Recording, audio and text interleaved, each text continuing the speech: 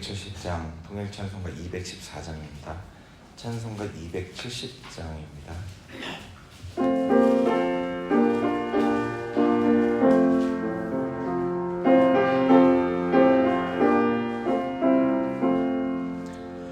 편찮는 주님의 사랑과 거룩한 모형의 공로를 우리 다 찬양이랍시다.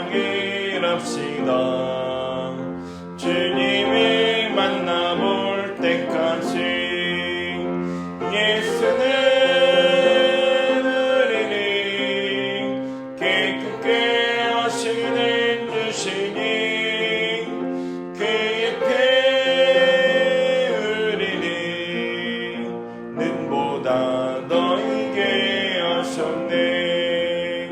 우리를 깨끗게 함피는 매경한 생명의 물일세 생명의 구원을 받은 자 하나님 찬양을 합시다. 예수는 우리를 깨끗게 하시는 주시니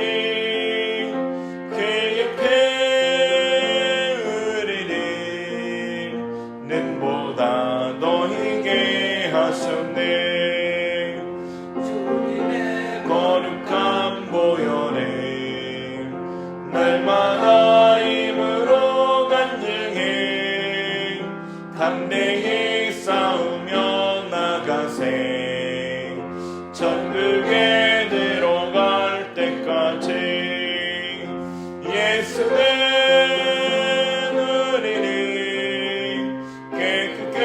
하시는 주시니 그 옆에 우리를 눈보다 너희게 하셨네. 십자가 단단히 붙잡고 날마다 이기며 나가세. 머리에 면류관 쓰고서 주 앞에 찬양할 때까지 예수는 우리를 깨끗게 하시는 주시니 그 옆에 우리를 눈보다 더 희게 하셨네. 361장 찬송가 361장 통일찬송가 480장입니다.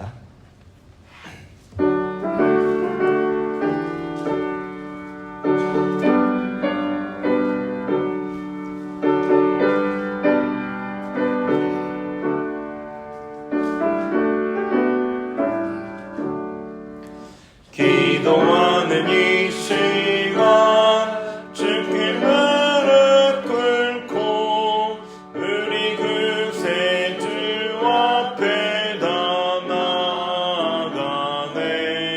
믿음으로 나가면 주가 보살피사 크신 은혜를 주네. 거기 기쁨이 기도 시간에 복을 주시는 고난된 마음속에 기쁨 충만하네.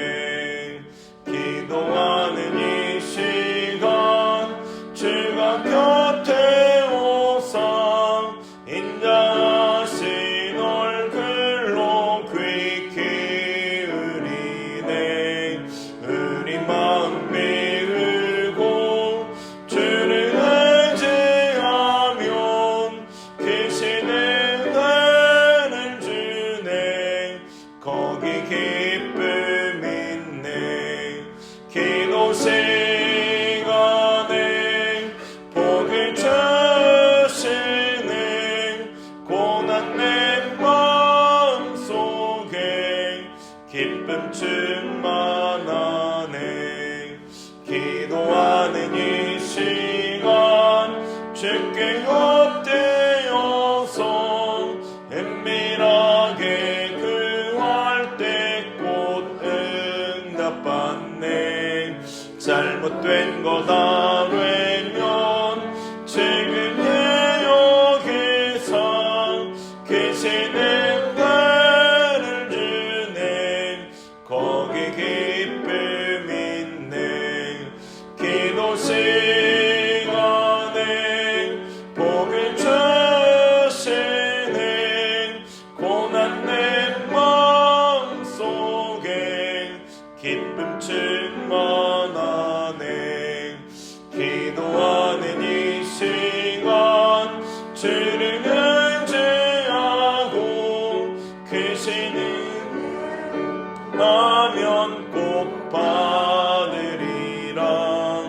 의지하는 마음에 근심 사라지고 계시는 나를 주네. 거기 기쁨 있네. 기도 시간에 복을 주시네. 고난 내 마음속에 기쁨 충만하네.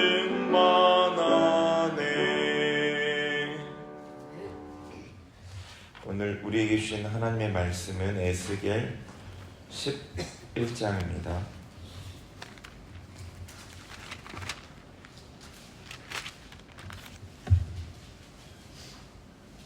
에스겔 11장 한 절씩 교독하겠습니다. 그때 주의 영이 나를 들어올려서 여호와의 전 동문 곧 동향한 문에 이르시기로, 보니 그 문에 사람이 25명이 있는데 내가 그 중에서 아수르의 아들 야하사냐와 분하야의 아들 블라디아를 보았으니 그들은 백성의 고관이라. 그가 내게 이르시되 인자야, 이 사람들은 그들을 볼고 이 성 중에서 악한 꾀를 꾸미는 자들이라. 그들의 말이 집 건축할 때가 가깝지 아니한즉 이 성읍은 가마가 되고 우리는 고기가 된다 하나니, 그러므로 인자야, 너는 그들을 쳐서 예언하고 예언할지라. 여호와의 영이 내게 임하여 이르시되 너는 말하기를, 여호와의 말씀에 이스라엘 족속아, 너희가 이렇게 말하였도다. 너희 마음에 일어나는 것을 내가 다 아노라. 너희가 이 성에서 많이 죽여 그들을 시체로 채웠도다.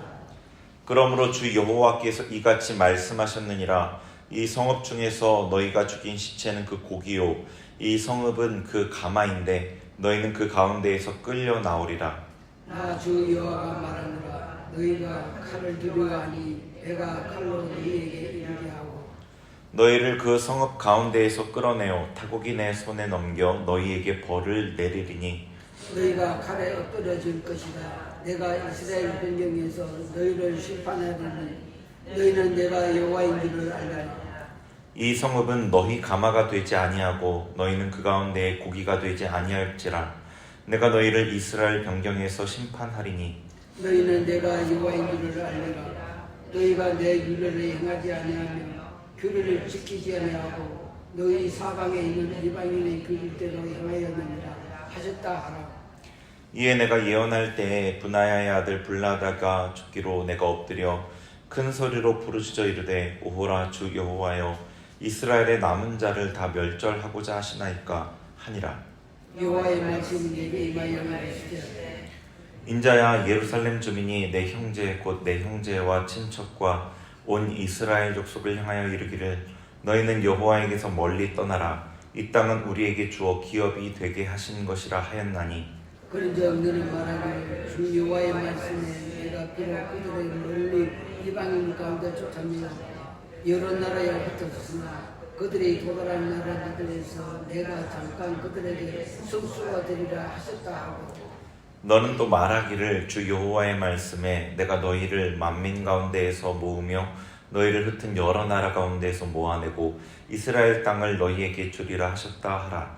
그들이 그리로 가서 그 가운데의 모든 미움물과 모든 가증한 것을 제거하여 버릴지라.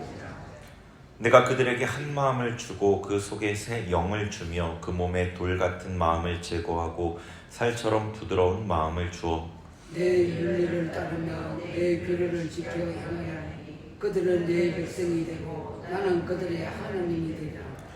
그러나 미운 것과 가증한 것을 마음으로 따르는 자는 내가 그 행위대로 그 머리에 갚으리라. 나 주 여호와의 말이니라. 그때에 거룩들이 날개를 드는데 바퀴도 그 곁에 있고 이스라엘 하나님 영광도 그 위에 덮었더니 여호와의 영광이 성읍 가운데에서부터 올라가 성읍 동쪽 산에 머무르고 주의 영이 나를 들어 하나님의 영이 한쌍문에 들이고 깔대에 있는 사로잡힌 자 중에 이르시더니 내가 본 한상이 나를 떠나 올라간지라. 같이 읽습니다. 내가 사로잡힌 자에게 여호와께서 내게 보이신 모든 일을 말하니라. 아멘. 에스겔에서 그 이스라엘을 향한 하나님의 심판이 이루어지는 모습들을 볼 수 있죠. 모습을 볼 수 있습니다. 이 과정을 보면 하나님의 심판의 메커니즘을 알 수 있습니다. 앞에 8장부터 전 보면요, 8장에서는 하나님께서 계속해서 이스라엘의 죄악을 고발하시는 것을 볼 수 있습니다. 하나님께서 하나님께 대한 가장 악한 죄인 우상 숭배를 높은 자로부터 낮은 자까지 모두 범하고 있죠. 8장 보시면 3절에 보면은 하나님께서 이 예루살렘 안뜰에서 질티 우상이 있는 것을 에스겔에게 보여주시죠. 또 11절에 보시면 70명의 장로 70명이 가증한 우상에게 기도, 향연을 올려드리고 있습니다. 그리고 14절에는 여인들이 단무스를 위해 울고 있습니다. 16절에는 성전 문 앞에서 성전 문 앞과 제단 사이 그 성전 문 앞에서 25명이 동쪽 태양에게 경배하고 있습니다. 이 모든 우상 숭배는 하나님의 성전 안에서 이루어지고 있었습니다. 예루살렘 성전 안에서 이렇게 노골적으로 하나님을 반하는 우상을 섬기고 있다면 다른 곳은 말할 것도 없겠죠. 이스라엘의 죄악이 관영하고 있는 겁니다. 넘친다는 거죠. 하나님 심판이 시행되는 근거는 죄악이 넘칠 때입니다. 죄악이 넘쳐날 때. 더 이상의 회복의 가능성이 없을 때입니다. 성경에 이 앞서 기록된 두 번의 심판을 보면 분명히 알 수 있는데요. 창세기에 기록된 두 번의 심판을 보면요, 창세기 6장 5절에 노아 홍수 심판이죠. 여호와께서 사람의 죄악이 세상에 가득함과 그의 마음으로 생각하는 모든 계획이 항상 악할 뿐임을 보시고, 아멘. 노아 홍수 직전에 세상의 모습을 묘사한 겁니다. 죄악이 가득하여, 개역 한글판 성경에서는 관영하여라고 번역을 해놨는데요, 그때 하나님의 심판이 임합니다. 그리고 그 다음에 또 가나안 족속의 심판에 대해서도 같은 기준을 말씀하십니다. 창세기 15장 16절에 내 자손은 4대 만에 이 땅으로 돌아오리니 이는 아모리 족속의 죄악이 아직 가득 차지 아니함이니라 하시더니, 그러니까 아모리 족속의 죄악이 가득 차면 심판을 하는데 지금은 죄악이 가득 차지 않아서 심판할 때가 아니라는 말이죠. 여기서도 하나님의 그 심판의 기준은 죄악이 가득 차면입니다. 지금 이스라엘의 죄악이 가득합니다. 우상 숭배가 만연하여서 이스라엘의 죄악이 가득 찼습니다. 우상 숭배뿐 아니라 다른 죄도 이제 만연하다는 것은 다른 선지서들을 통해서 볼 수 있죠. 하나님께서 이스라엘의 죄악을 드러내시면서 하나님의 심판이 합당하다는 것을 보여주고 있는 겁니다. 9장에서는 예루살렘 심판을 준비하시는 모습이 나옵니다. 9장 4절에 보시면 예루살렘을 위해 우는 자의 이마에 따로 표시를 하십니다. 표시를 하라고 하시죠. 그리고 6절에서 그들을 뺀 나머지를 다 죽이라고 하죠. 늙은 자, 젊은 자, 처녀, 어린이, 여자 예외 없이 다 죽이라고 하십니다.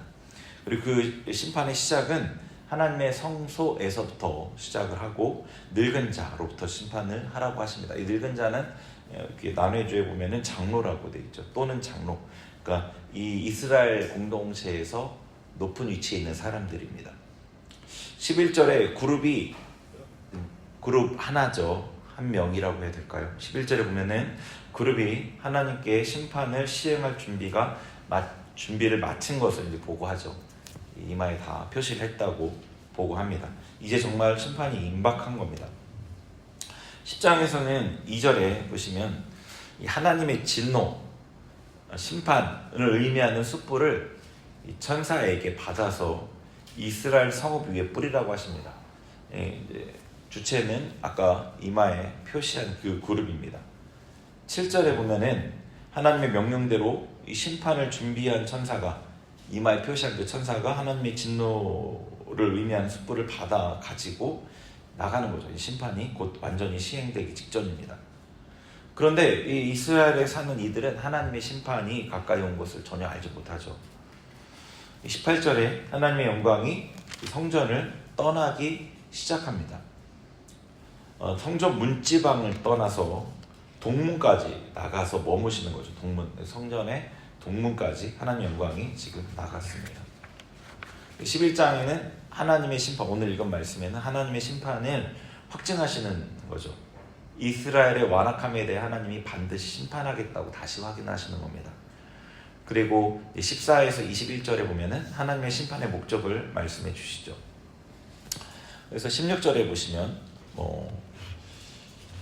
하나님께서 열방에 흩어질 이스라엘에게 성소가 되실 것, 예루살렘 성전에서처럼은 아니지만 그곳에서 하나님을 만나게 될 것입니다. 이스라엘 백성은 어쩌면 우상 숭배로 더럽혀진 예루살렘에서보다 하나님을 더 잘 만날 수 있게 되겠죠. 17절에는 하나님께서 흩으신 이스라엘을 모아주신다는 약속이고요. 18절에는 그들의 가증한 것을 제거할 것이고, 그들이 19절에는 하나님께서 그들에게 새 영을 주시고 부드러운 마음을 주실 것입니다. 20절에 그들이 하나님의 백성이 되고 하나님은 그들이 하나님이 되실 것입니다. 그래서 이 심판의 목적을 말씀하신 요 21절까지 요 말씀은 14에서 21절까지의 말씀은 예레미야에게 하신 하나님의 말씀과 같은 맥락입니다. 29장 11절 예레미야에 보면은요, 잘 아시는 말씀이죠. 여호와의 말씀이니라 너희를 향한 나의 생각을 내가 하나니 평안이요 재앙이 아니라 너희에게 미래와 희망을 주는 것이니라. 이렇게 이제 요 하나님의 그 심판의 목적을 말씀해 주시죠. 21절까지. 그리고 나서 22절과 23절에 보시면 하나님의 영광이 성전을 완전히 떠납니다. 동쪽 산까지 넘어가서 완전히 떠나는 거죠. 하나님의 영광이. 하나님의 영광이 떠난 성전은 더 이상 성전이 아니고요. 하나님의 영광이 떠나 이스라엘에는 이제 심판이 이루어질 겁니다. 이전까지 이스라엘 역사에서 이전까지 계속해서 징계를 하셨다면 이번엔 심판인 거죠. 여기서 이제 심판의 메커니즘을 우리가 볼 수 있는데요. 첫 번째는 죄악이 관영한 상태가 되는 거죠. 죄악이 관영한 상태가 되는 겁니다. 하나님의 공의가 심판을 실행할 수밖에 없는 그 상태입니다. 죄악이 관영한 것은 더 이상 회복의 가능성이 없는 상태를 말하는 거죠. 두 번째, 하나님의 사람을 구별하십니다. 그런데 이 하나님께서 구별하시는 이들조차도 온전하지 못합니다. 그들은 그저 구루터기고 씨앗입니다. 거룩하게 될 가능성이 있는 이들이죠. 그 다음에 세 번째, 하나님께서 심판을 실행하십니다. 악인을 심판하시고 제거하시는 거죠. 하나님의 공의를 실현하시고요. 네 번째, 이제 남은 자들, 가능성 있는 자들을 회복시켜 주십니다. 하나님께서 인간을 창조하시면서 바라셨던 그 관계 안에 있게 하시는 거죠. 죄악이 가득 차면 거기에서 하나님의 가능성 있는 이들을 구분하시고 심판을 실행해서 악인을 제거하시고 그리고 그들을 통해서 하나님의 공동체를 온전하게 세우는 겁니다. 악인들을 제거하지 않으면 하나님의 백성들이 마저도 온전하게 회복이 될 수가 없는 겁니다. 이 메커니즘이 공동체에게도 개인에게도 비슷하게 적용될 수 있는 부분이 있습니다. 똑같다고 얘기할 수는 없지만 비슷하게 적용될 수 있는 부분이 있죠. 공동체의 경우에는 이 성경적인 예를 생각하면 출애굽한 이스라엘 백성들을 생각해 볼 수 있습니다. 출애굽한 이스라엘 백성들이 하나님의 이적을 눈으로 보고 초반에 얘기하는 겁니다. 눈으로 보고 경험했으면서도 반복해서 하나님을 반역합니다. 결정적으로 보면은 가데스 바네아에서 그 반역 사건이 있었잖아요. 민수기 14장에서 그 10명의 정탐꾼이 가나안 땅을 보고 와서 하나님을 대적했던 그 사건, 그것 때문에 이제 광야로 들어가게 되지 않습니까? 근데 그때 하나님께서 모세에게 뭐라고 얘기하시냐면은 이들이 나의 이적을 이렇게 많이 보고도 10번이나 나를 시험했다. 나를 멸시했다. 이렇게 얘기하십니다. 그리고 이스라엘을 완전히 내가 다 전염병으로 진멸해버리고 너 모세를 통해 새롭게 시작하겠다라고 얘기하셨는데 모세의 중보로 이제 그 하나님의 심판은 미루시고 이스라엘을 광야로 보내십니다. 그리고 그 하나님의 심판은 광야 안에서 이루어지죠. 40년의 기간 동안. 출애굽 1세대가 모두 죽고 나서 하나님이 훈련하신 출애굽 2세대가 이제 자리하게 되고 그들을 통해 가나안을 정복하고 그들이 가나안 땅을 주시는 거죠. 여기서 비슷한 메커니즘을 볼 수 있습니다. 하나님의 백성들이 더 이상 이 하나님의 명령을 수행할 수 없는 상태인 게 확인이 되고 그들은 이제 출애굽 1세대는 계속해서 하나님을 반역했습니다. 계속해서. 그러니까 이들이 정말 하나님의 일을 할 수 있을까? 그런데 거기에서 이제 하나님이 심판을 말씀하시고 그들을 제거하시는 과정이 있고 그 다음에 출애굽 2세대를 통해서 가나안을 정복하고 그렇게 하나님의 일을 수행할 수 있게 하시는 거죠. 네, 애굽에서 평생 살았던 이스라엘 백성이 하나님의 이적을 보고 변화되기는 아마 불가능했던 것 같습니다. 그래서 하나님은 악한 자들, 출애굽 1세대를 제거하시고 2세대를 훈련하셨고 그들이 하나님께 순종하는 자들로 세워졌고 가나안 정복을 수행하기에 충분했습니다. 어떻게 보면은 좀 이게 지금 제가 도식적으로 딱딱딱 얘기하니까 뭐랄까요, 좀 하나님의 마음이 잘 안 담겨 있는 것 같고 좀 뭐랄까 그렇게 기계적으로 느껴질 수 있지만 이 메커니즘만 딱 따로 빼서 보기 때문에 그런 부분이 있는 거죠.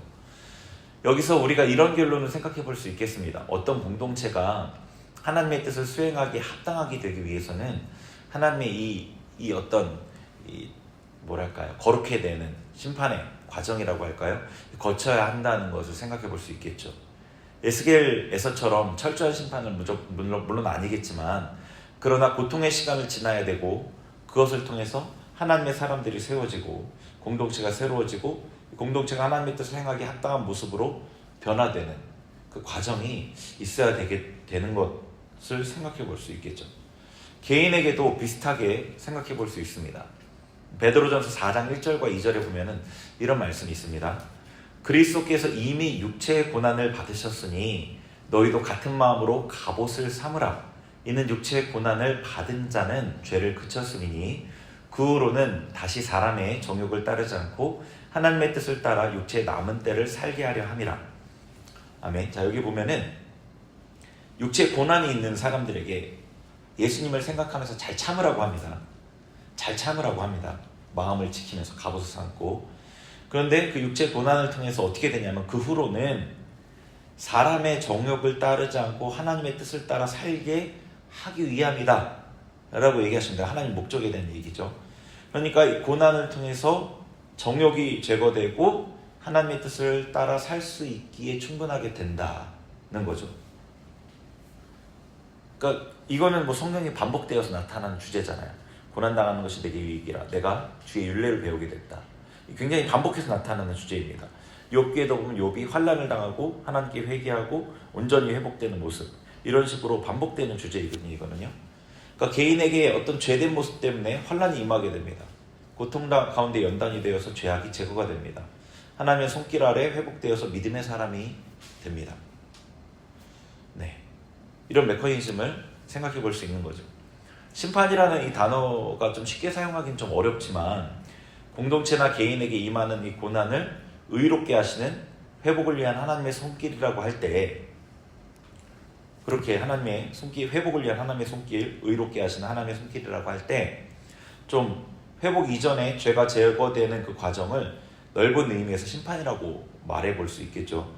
그런 의미에서 이 심판에는 두 가지 목적이 있다고 봅니다. 첫 번째, 1차적인 목적은 하나님 공의의 실현이죠. 이 최종적인 목적은 아니지만 반드시 있어야만 합니다. 죄에 대한 하나님의 반응이죠. 그 2차의 목적은 회복을 통해 하나님의 백성으로 살도록, 그래서 하나님이 진짜 원하시는 하나님과 동행하도록 하시기 위한 그 목적이 있는 거죠. 그리고 이 두 번째 목적이 사실은 더 근본적인 하나님의 마음이시기도 하고요. 어떤 면에서 이 환난은 복으로 가기 위해 통과해야만 하는 겁니다. 우리는 이 어려움을 안 거치고 싶지만 이 죄인된 악한 인간이라는 우리의 어떤 속성을 보면 이거는 피할 수 없는, 하나님께 가까이 가기 위해서는 필연적인 거죠. 우리는 고통을 겪지 않으면 변화되지 않고 연단이 없으면 거룩해지지 않는 그런 어떤 인간 존재의 필연적인 모습을 갖고 있습니다. 환난이 있을 때 기뻐할 수 있는 이유는 사실 여기에 있습니다. 환난이 우리를 거룩하게 하기 때문이죠. 거룩함을 통해 하나님께 가까이 갈 수 있기 때문입니다. 베드로전서 1장 6, 7절에 이렇게 말씀하십니다. 그러므로 너희가 이제 여러 가지 시험으로 말미암아 잠깐 근심하게 되지 않을 수 없으나 오히려 크게 기뻐하는도다. 너희 믿음의 확실함은 불로 연단하여도 없어질 금보다 더 귀하여 예수 그리스도께서 나타나실 때에 칭찬과 영광과 존귀를 얻게 할 것이니라. 아멘. 자, 이 시험, 여러 가지 시험, 고난 때문에 근심하게 된다는 거죠. 힘들고 괴롭고 고통스러우니까.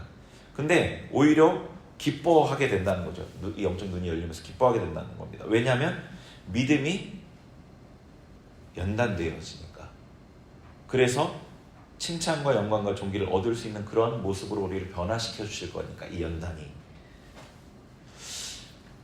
이 말씀은 사실 하나님을 진짜 사랑하는 이들, 하나님을 내 목숨보다 더 사랑하는 이들, 그런 이들이 이 말씀을 보고 받아들일 수 있을 것 같아요. 정말로 내 목숨을 내어놓더라도 이 연단에, 이 말로 쉽게 말할 수 없는, 저도 연단의 과정을 거쳐서 알지만 이걸 쉽게 말할 수 있는 고통이 아니거든요. 근데 그 고통이 하나님께 가까이 가기 위한 것이기에 기뻐할 수 있는 것은, 하나님은 자기 목숨보다 더 사랑하는 사람들 아니면 이 말씀을 그대로 받기가 쉽지 않을 것 같습니다. 근데 그들이 기뻐할 수 있는 이유, 이 고통의 결과가 하나님을 얻는 것이기 때문이죠. 하나님을 사랑함으로 환난 가운데 기뻐할 수 있는 겁니다. 우리가 그렇게 기뻐할 수 있는 믿음이 되었으면 좋겠습니다. 같이 기도하겠습니다. 에스겔에 나타난 하나님의 그 심판의 과정을 우리 살펴보면서 우리에게도 회복을 위해서 고통을 허락하시는 하나님, 공동체에도 하나님의 사역을 위한 준비를 위해 고통을 허락하신 하나님,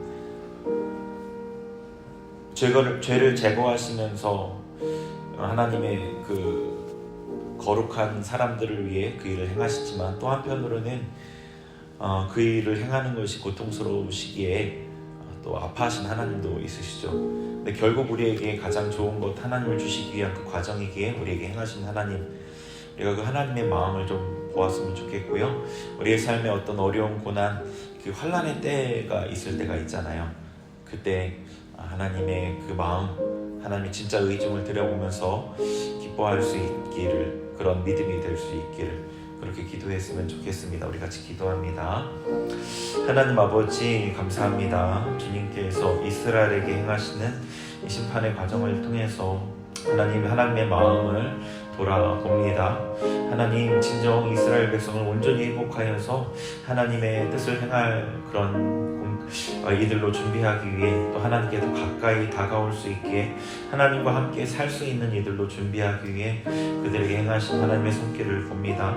하나님, 그 손길을 통해서 우리 개인의 삶에 행하신 하나님의 손길, 우리 공동체에 행하신 하나님의 손길도 아버지 봅니다. 주님, 아버지 힘든 순간 가운데, 고통의 순간 가운데도 우리가 믿음을 잃지 않을 수 있는 이유, 하나님의 선하신 우리에게 행하신 이 손길이 우리를 더 온전케 하신 하나님의 손길임을 믿기 때문입니다.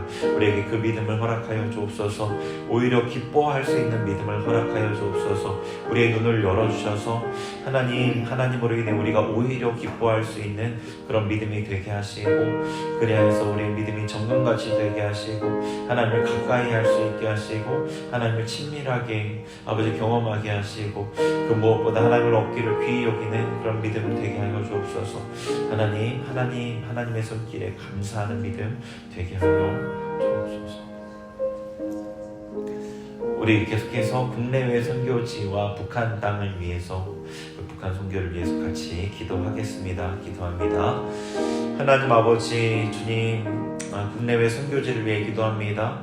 이 땅에서 혹은 외국에서 선교 사역을 감당하는 선교사님들을 축복하며 기도하오니 그들 가운데 함께 하시고 그들에게 하나님의 능력을 부어주시고 하나님의 복음의 말씀에 충만함을 허락하여 주셔서 그들의 수고를 통해 하나님의 뜻 세상 열방 가운데 온전히 선포되게 하시고 선포된 말씀에 반응하여 하나님 빛이신 하나님을 찾아 나오는 이들 있게 하여 주옵소서. 하나님 필요한 것들을 공급하시며 우리의 기도를 통해 특별히 우리 교회와 연결되어 있는 선교사님들이 아버지 하나님의 뜻이 온전히 이루어질 수 있도록 그들을 세워 주옵소서. 북한 땅을 위해 기도합니다. 북한 선교를 위해 기도합니다. 우리 교회가 하나님의 뜻을 순종하기 위해 기도하며 나아갑니다.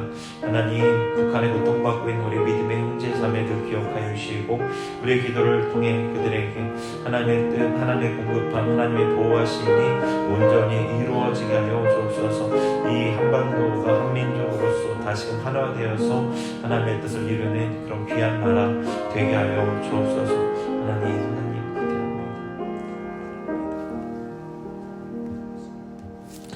하나님 감사합니다. 오늘도 주님 앞에 기도로 예배로 말씀으로 찬양으로 시작하는 이 하루 복 주시고 축복하여 주셔서 하나님께 드려진 온전한 하루 될 수 있게 하여 주옵소서. 예수님의 이름으로 기도합니다. 아멘.